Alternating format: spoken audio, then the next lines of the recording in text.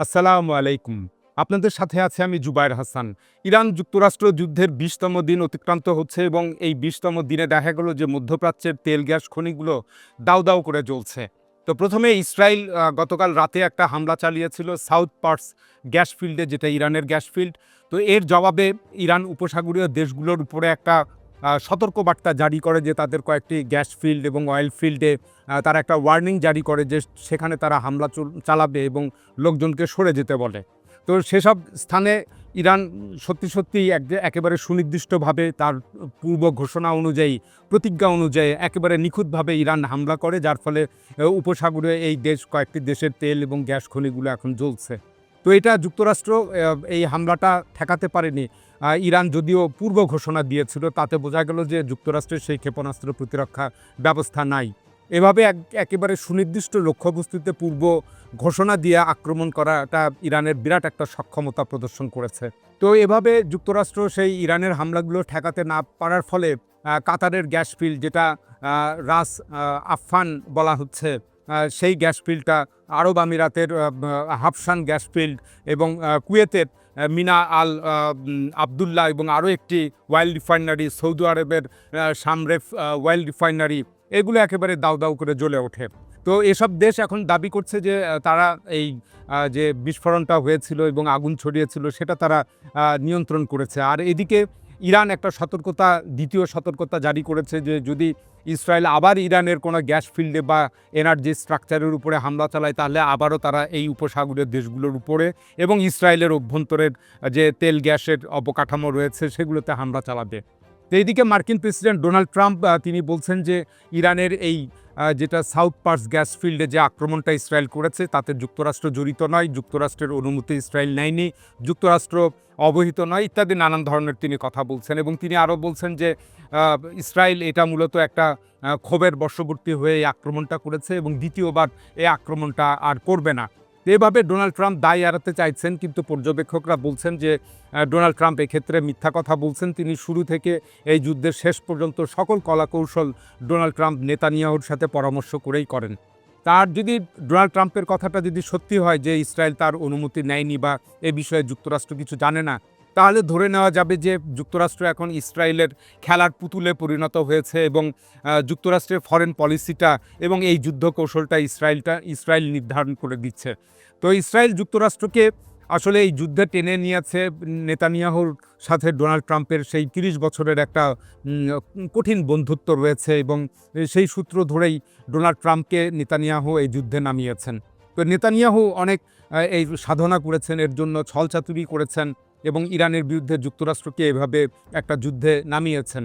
তো এখন ইরানকে ধ্বংস করার এই একটা মহা সুযোগ ইসরায়েলের সামনে এসেছে। ইসরায়েল এই সুযোগটা আর হাতছাড়া করতে চায় না এবং ডোনাল্ড ট্রাম্প যেন এই যুদ্ধক্ষেত্র থেকে হঠাৎ করে সরে না যান এবং তিনি যেন ঘোষণা না দেন যুদ্ধ বন্ধের।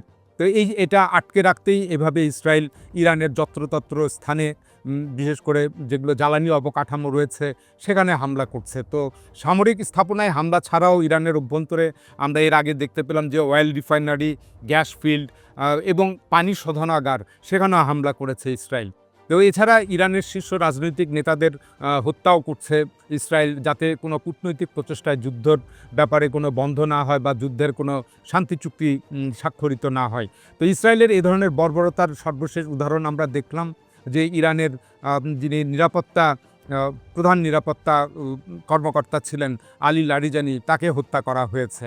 তো এগুলো সবই যুক্তরাষ্ট্রকে বেকায়দায় ফেলানোর জন্য ইসরায়েল করছে এবং ইসরায়েল চাইছে যে যুদ্ধটা যেন আরও দীর্ঘস্থায়ী হয় এবং ইসরায়েলের জনমতও তাই চাইছে। ওইদিকে যুক্তরাষ্ট্র চাইছে যে যুদ্ধটা যেন স্বল্পমেয়াদী হয় এবং যুক্তরাষ্ট্রের জনমত বা যুক্তরাষ্ট্রের অধিকাংশ মানুষ এই যুদ্ধ চাইছেই না আর কি।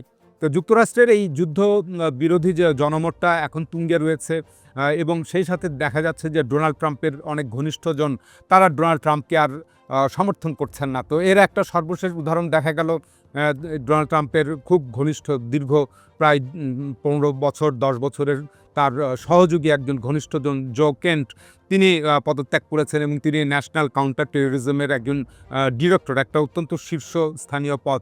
তো ১৭ মার্চ তিনি পদত্যাগ করেন এবং এক্সে প্রদত্ত একটা পোস্টে বলেন যে ইরান যুক্তরাষ্ট্রের জন্য হুমকি ছিল না, কখনোই হুমকি ছিল না। এবং ইসরায়েল তাদের লবিকে ব্যবহার করে যুক্তরাষ্ট্রকে প্রভাবিত করেছে এবং ডোনাল্ড ট্রাম্পকে এই যুদ্ধের প্ররোচনা দিয়েছে। ঠিক ইরাক যুদ্ধের আগে যেরকম কতগুলো ভুল তথ্যের উপরে ২০০৩ সালে ইরাক আক্রমণ করা হয়, সেরকম একটা ঘটনা ঘটেছে। তো এখন এই জো কেন্ট তিনি ওই পোস্টে লেখেন যে তিনি বিবেকের তাড়নায় তিনি পদত্যাগ করেছেন। তো এইদিকে যুক্তরাষ্ট্রের যিনি জাতীয় গোয়েন্দা পরিচালক রয়েছেন তুলসী গ্যাবার্ড, তিনি 18 মার্চ মার্কিন সিনেটে একটা যে কমিটিতে একটা শুনানি হয়, সেখানে দীর্ঘ একটা সাক্ষ্য দেন। তিনি বলেন যে নতুন একটা তথ্য দেন যে ইরান, রাশিয়া, চীন, উত্তর কোরিয়া তাদের ব্যালিস্টিক কর্মসূচিগুলো এমন করে সাজানো হয়েছে বা তারা সাজাচ্ছে যাতে যুক্তরাষ্ট্রের মূল ভূখণ্ডের অভ্যন্তরে আঘাত করা যায়। তো এই দেশগুলোর পাশাপাশি তিনি পাকিস্তানের নামও তিনি উচ্চারণ করেন এবং এই বিষয়টা বেশ একটা আলোচনার জন্ম দিয়েছে। তো তুলসী গাবার্ড ওই শুনানিতে বলেন যে পাকিস্তান হলো যুক্তরাষ্ট্রের জন্য অন্যতম বড় পারমাণবিক একটা হুমকি হিসাবে যুক্তরাষ্ট্র চিহ্নিত করেছে বা বিবেচনা করছে। তো সুতরাং এই পাকিস্তানের মিসাইল এবং পারমাণবিক বোমা, এতে যে যুক্তরাষ্ট্রের উদ্বেগ তৈরি হয়েছে তার এই বক্তব্য থেকে বোঝা গেল। এবং তাহলে এখন একটা নতুন প্রশ্ন এসে দাঁড়াচ্ছে যে এই ডোনাল্ড ট্রাম্পের সাথে ইদানিংকালে যে পাকিস্তানের পাক সেনাপ্রধান ফিল্ড মার্শাল আসিম মনির, তার যে এত মাখামাখি সখ্যতা গড়ে উঠেছে, তো তাহলে তাতে কি লাভ হলো? তা আসলে আর কোনো লাভই হয়নি, কারণ যুক্তরাষ্ট্র সবার আগে রাষ্ট্র স্বার্থ দেখবে। এক্ষেত্রে পাকিস্তানের মতো দেশকে যুক্তরাষ্ট্র আদৌ পরোয়া করবে না, প্রয়োজন বোধে তার পারমাণবিক বোমা বা ক্ষেপণাস্ত্র কর্মসূচিটা ধ্বংস করে দিবে ইরানের মতো। তো তুলসী গাবার্ড সিনেট কমিটির ওই শুনানিতে ইরান যুদ্ধ সম্পর্কেও তিনি আরও একটা সতর্ক বক্তব্য রাখেন এবং তিনি বলেন যে যুদ্ধ শুরুর আগে ইরান যুক্তরাষ্ট্রের জন্য হুমকি ছিল না, তিনিও কথাটা বলেন। তবে তিনি মৌখিকভাবে যে কিছু প্রশ্নের উত্তর এড়িয়ে যান এবং তিনি বলেন যে এই যুদ্ধের কোনো হুমকি বা যুক্তরাষ্ট্রের জন্য কোনো দেশ আসন্ন হুমকি কিনা সেটা দেখা গোয়েন্দা সংস্থার কাজ না, এটা মার্কিন প্রেসিডেন্টের ব্যক্তিগত বিষয়, এরকম তিনি একটা মন্তব্য করেন। তো ওই প্রতিবেদনে তুলসী গাবার্ড উল্লেখ করেন যে 2025 সালে যখন জুন মাসে মার্কিন যুক্তরাষ্ট্র ইরানের উপরে হামলা করেছিল পরমাণু কর্মসূচি, তখনই ধ্বংস হয়ে গিয়েছে। পরে আর এটা পুনর্গঠন হয়নি বা ইরান সে চেষ্টাটা করেনি। তো তাহলে একটা নতুন প্রশ্ন আসে যে তাহলে এই হামলাটা কেন করা হলো বা এই যুদ্ধটা কেন শুরু করা হলো? তো তুলসী গাবার্ড পরক্ষণেই মৌখিকভাবে এই যে বক্তব্য রাখেন তাতে এই প্রসঙ্গটা এড়িয়ে যান। এর কারণ হচ্ছে যে তিনি বেশি কথা বলতে গেলে সিনেট কমিটিতে তিনি আটকা পড়বেন এবং তার এই যুক্তরাষ্ট্রের দ্বিমুখী বা ট্রাম্প প্রশাসনের দ্বিমুখী আচরণটা প্রকাশিত হবে। তো এইদিকে 18 মার্চ সিনেট কমিটিতে সিআইএর ডিরেক্টর র্যাডক্লিফ তিনিও বক্তব্য দিয়েছেন। তিনিও একটা নতুন তথ্য দিয়েছেন। তিনি বলছেন যে ইরান, রাশিয়া এবং চীনের কাছ থেকে গোয়েন্দা সাহায্য চেয়েছে এবং তিনি আরও বলেন যে রাশিয়া মধ্যপ্রাচ্যে মার্কিন যুক্তরাষ্ট্রের যে সমস্ত সামরিক স্থাপনা রয়েছে সেগুলো সংক্রান্ত তথ্য ইরানকে সরবরাহ করছে। এবং তিনি বলেন চীন এবং রাশিয়ার সাথে ইরানের যে গোয়েন্দা তথ্য বিনিময় হচ্ছে, এটা যুক্তরাষ্ট্রের জন্য একটা অবিরাম হুমকি তৈরি করেছে। সুতরাং এ থেকে চীন এবং রাশিয়া যে ইরানকে সাহায্য করছে তার একটা প্রমাণ পাওয়া যায়। তো যাই হোক, এই 20 দিনের যুদ্ধ শেষে 20 দিন শেষে আমরা যেটা দেখলাম সেটা হচ্ছে যে এই যুদ্ধ এখন সামরিক দিক ছাড়াও অর্থনৈতিক যুদ্ধে রূপান্তরিত হয়েছে এবং জ্বালানি তেলের দাম হু হু করে বাড়ছে। অলরেডি এটা ব্যারেল প্রতি $110 ছাড়িয়েছে। তো এতে উপসাগরীয় 6টি দেশও জড়িয়ে পড়ার একটা বড় সম্ভাবনা তৈরি হয়েছে। সৌদি আরব বলছে যে ইরান তার বিশ্বাসের স্থানটা হারিয়েছে। এদিকে কাতার তার দেশ থেকে ইরানের সকল কূটনীতিকদেরকে বহিষ্কার করেছে। আরব আমিরাত বলছে যে তার আত্মরক্ষার অধিকার রয়েছে। তো এই উপসাগরীয় দেশগুলো এভাবে বলছে এবং এই দেশগুলো ইরানের যথেষ্ট সমালোচনা করছে, হুমকি দিচ্ছে, হুঁশিয়ারি উচ্চারণ করছে এবং অন্য কিছু দেশও তাদের সাথে সায় দিচ্ছে।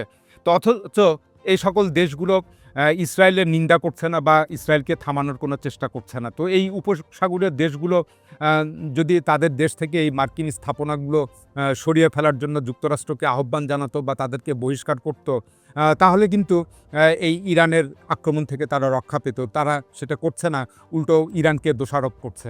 তো ওদিকে আমরা এখন যেটা মনে হচ্ছে যে এই যুদ্ধের ফলাফল এখন হরমুজ প্রণালী নির্ধারণ করবে এবং যুক্তরাষ্ট্র যদি সামরিক হামলার মাধ্যমে এই হরমুজ প্রণালীটা খুলতে না পারেন, সেটা এই যুদ্ধকে আরও দীর্ঘায়িত করবে এবং যুক্তরাষ্ট্রের পরাজয় ডেকে আনবে। তো এই পথে এখন সামরিক হামলার পথে হরমুজ প্রণালী খুলতে যুক্তরাষ্ট্র যাবে নাকি কূটনৈতিক ফয়সালা হবে, সেটা একটা অন্যতম বিবেচনার বিষয়। তো এইদিকে আমরা দেখতে পেলাম যে মার্কিন মেরিন সেনারা অলরেডি তারা জাপান থেকে রওনা হয়েছে, ২৫০০ মার্কিন মেরিন সেনা। তো তাদেরকে সর্বশেষ সিঙ্গাপুরের কাছে মালাক্কা প্রণালীতে দেখা গেছে তারা ইউএসএস ট্রিপলি এই রণতরীতে তারা আসছে। তো ডোনাল্ড ট্রাম্প যে হরমুজ প্রণালী খোলার ব্যাপারে ইউরোপীয় ইউনিয়নের দেশগুলো এবং ন্যাটোকে আহ্বান জানিয়েছিল, কানাডা জাপানকে আহ্বান জানিয়েছিল, দক্ষিণ কোরিয়াকে আহ্বান জানিয়েছিল, তো কোনো দেশই ডোনাল্ড ট্রাম্পের এই আহ্বানে সাড়া দেয়নি। তো এইদিকে আমরা দেখতে পাচ্ছি যে ইরানের সংসদ হরমুজ প্রণালীতে কোনো জাহাজ প্রবেশের ক্ষেত্রে অতিরিক্ত ট্যাক্স নির্ধারণ করার বিষয়ে তারা একটা আলোচনা চালাচ্ছে। ইরান চাইছে যে হরমুজ প্রণালীতে এতদিন সেটা যে নীতিমালার আন্ডারে ছিল সেই স্ট্যাটাস কোটা ভেঙে দিয়ে নতুন একটা নীতিমালার আন্ডারে হরমুজ প্রণালীকে আনতে, এবং সম্ভবত চীন এবং রাশিয়ার এতে সায় রয়েছে। তো এখানে একটা মজার ব্যাপার হলো যে এই যুদ্ধের মধ্যেও ইরানের তেল রপ্তানি বৃদ্ধি পেয়েছে এবং তারা অপ্রত্যাশিত মুনাফা লাভ করছে এবং তাদের তেল রপ্তানিটা কমেনি এই যুদ্ধের ফলে। তো এই তাদের তেলগুলো চীনে যাচ্ছে। তো এটা একটা মজার ব্যাপার। তো চীনে তাদের ইরানের তেল রপ্তানি যখন ব্যাহত হবে তখন চীনও এই যুদ্ধে জড়িয়ে পড়ার একটা সমূহ সম্ভাবনা রয়েছে। এখন এ পর্যন্তই। আল্লাহ হাফিজ।